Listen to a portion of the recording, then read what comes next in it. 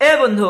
আপোনাৰ যে 500 টকীয়া 2000 টকীয়া 10 টকীয়া 20 টকীয়া 50 টকীয়া 100 টকীয়া নোটবিলাকত কেৱল মহাত্মা গান্ধীৰ ফটো কিয় কেতিয়াবা ভাবি চাইছেনে তাতো মনিৰাম দেৱানৰ ফটো থাকিব পাৰিল হয় কনকলতাৰ ফটো থাকিব পাৰিল হয় বিবেকানন্দৰ ফটো থাকিব পাৰিল হয় ভগত সিঙৰ ফটো থাকিব পাৰিল হয় মহাপুৰুষ শংকৰদেৱৰ ফটো থাকিব পাৰিল হয় এই সকলোবিলাক বাদ দি কেৱল মাত্ৰ মহাত্মা গান্ধীৰ ফটো কিয় আৰু প্ৰথমবাৰৰ বাবে এই ফটো কিয় আহিল এই সকলোবোৰ কথা ভাবি চাইছেনে গতিকে কিয় কেতিয়া কি আৰু কেনেকৈ জানিবলৈ শিকিবলৈ বলক ভিডিঅ'টো আৰম্ভ কৰিম কিন্তু তাৰ আগত এটা কথা কৈ দিওঁ মোহনদাস কৰমচাঁদ গান্ধী যাক আমি জাতিৰ পিতা নহয় ৰাষ্ট্ৰৰ পিতা বা বাপুজী বুলি কওঁ তেখেতে নিজৰ ভাষণৰ দ্বাৰা কি কৰিছিল গোটেই দেশবাসীৰ মানে জাতীয় চেতনা যোনটো চেতনা ভাৱ সেইটো মানে চেঞ্জ কৰি দিছিল গম পাইছেনে এটা নতুন চেতনা উদ্ভৱ কৰি দিছিল অহিংসা আৰু সত্যৰ পথত চলি ইংৰাজক দেশৰ পৰা খেদিবলৈ সক্ষম হৈছিল তেখেতে এনেকুৱা যাত্ৰা কৰিছিল মানে ইংৰাজকতো খেদিলে আৰু মানে কি দুখীয়াক যাতে নিজৰ অধিকাৰ পাব পাৰে তাৰ বাবেও বহুত সংগ্ৰাম কৰিছিল আৰু সেইবাবে তেখেতক জাতি নহয় ৰাষ্ট্ৰপিতা বা বাপুজী বুলি কয় ঠিক আছে এতিয়া কথা হৈছে যে প্ৰথমবাৰৰ বাবে মহাত্মা গান্ধীৰ ফটো কিয় আহিল আৰু কেৱল মহাত্মা গান্ধীৰ ফটো কিয়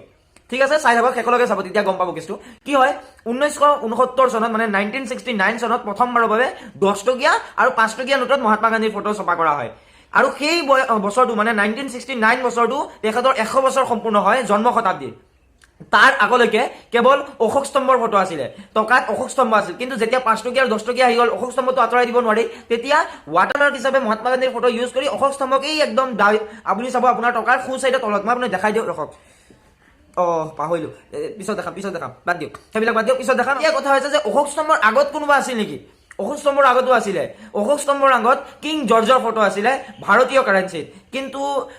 সেইটো বহুত দিন হৈ যায় এতিয়া কিং জৰ্জক বহুতে চিনি নাপায় আপুনি গুগলত সাৰ্চ কৰিলে গম পাব কিং জৰ্জৰ ফটো কিন্তু ভাৰতীয় কাৰেঞ্চিত চলিছিলে এতিয়াও বোলে কোন জেগা আছে য'ত বোলে ভাৰতীয় কাৰেঞ্চি তেনেকুৱা বোলে টকা চলে সঠিক নে বেঠিক মই এইবিলাক নাজানো বাৰু যি নহওক আজি আপোনাৰ হাতত যে 500 টকীয়া 1000 টকীয়া 2000 টকীয়া নোটবিলাক দেখিছে সেই নোটত যে মহাত্মা গান্ধীৰ ফটোটো সেই ফটোটো কোনে উঠাইছিল জানেনে আৰু কেতিয়া উঠাইছিল জানেনে সেই ফটোটো তেতিয়াৰ বাইচিৰিয়া হাউচ 1946 চনত 1946 চনত তেতিয়াৰ বাইচিৰিয়া হাউচ মানে বৰ্তমানৰ ৰাষ্ট্ৰপতি ভৱনত উঠোৱা হৈছিল কিন্তু কোনে উঠাইছিল সেইটোলৈ সঠিক কোনো হেৰি নাই কাৰণ কোনে উঠাইছিল এইটো পাহৰি গ'ল মানে কোনো লিখিত হেৰি নাই গতিকে কোনে উঠাইছে সেইটো নাজানো কিন্তু 1946 চনত প্ৰথমবাৰৰ বাবে এই ফটোটো উঠোৱা হৈছিল ৰাষ্ট্ৰপতি ভৱনত তেতিয়াৰ বাইচিৰিয়া হাউচ ঠিক আছে এতিয়া কথা হৈছে যে বহুতে কয় যে টকাত কেৱল মহাত্মা গান্ধীৰ ফটো কিয় তাততো বেলেগৰ দিব পাৰিলে হয় অলপ আগতে মই যেনেকৈ ক'লো মনিৰাম দেৱানৰ ফটো দিব পাৰিলে হয় কনকলতাৰ ফটো দিব পাৰিলে হয় নেতাজী সুভাষৰ ফটো দিব পাৰিলে হয় মহাপুৰুষ শ্ৰীমন্ত শংকৰদেৱৰ ফটো দিব পাৰিলে হয় সেইবিলাক বাদ দি পেলাই স্বাধীনতা সংগ্ৰামী অন্য স্বাধীনতা সংগ্ৰামীক বাদ দি অন্য মহাপুৰুষক বাদ দি কেৱল মহাত্মা গান্ধীৰ ফটো কিয় চাওক এই বিষয়ে যেতিয়া অৰুণ জেটলীক সোধা হয় বা পেনেলত এই বিষয়ে যেতিয়া আলোচনা হয় তেতিয়া এই বিষয়ে কোৱা হয় যে যদি বেলেগ কোনো স্বাধীনতা সংগ্ৰামীৰ ফটো দিয়া হয় তেন্তে তাত জাতি বিবাদৰ সৃষ্টি হ'ব পাৰে ক'ব যে আমাৰ জাতিৰ আমাৰ অসমীয়াবিলাকে ক'ব যে মনিৰাম দেৱানক কিয় নিদিলে এই সিহঁতৰ ভগত সিঙক কিয় দিলে বা ভগত সিঙক দিলে ক'ব মনিৰাম দেৱানক কিয় নিদিলে মনিৰাম দেৱানক ক'ব ভগত সিঙক কিয় নিদিলে এইফালে আকৌ বঙালীবিলাকে ক'ব যে নেতাজী সুভাষক কিয় নিদিলে গতিকে এটা জাতি বিবাদৰ সৃষ্টি হ'ব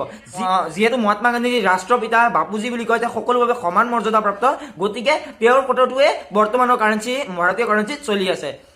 ঠিক আছে গতিকে এনেকুৱা কিছুমান ইম্পৰ্টেণ্ট টপিক আৰু ফেক্টছ লৈ মই আপোনালোকৰ মাজত আহি থাকিম আশা কৰিছোঁ আপোনালোকে কিবা এটা বুজি পাইছে আৰু যদি ভিডিঅ'টো চাই অলপো ভাল পায়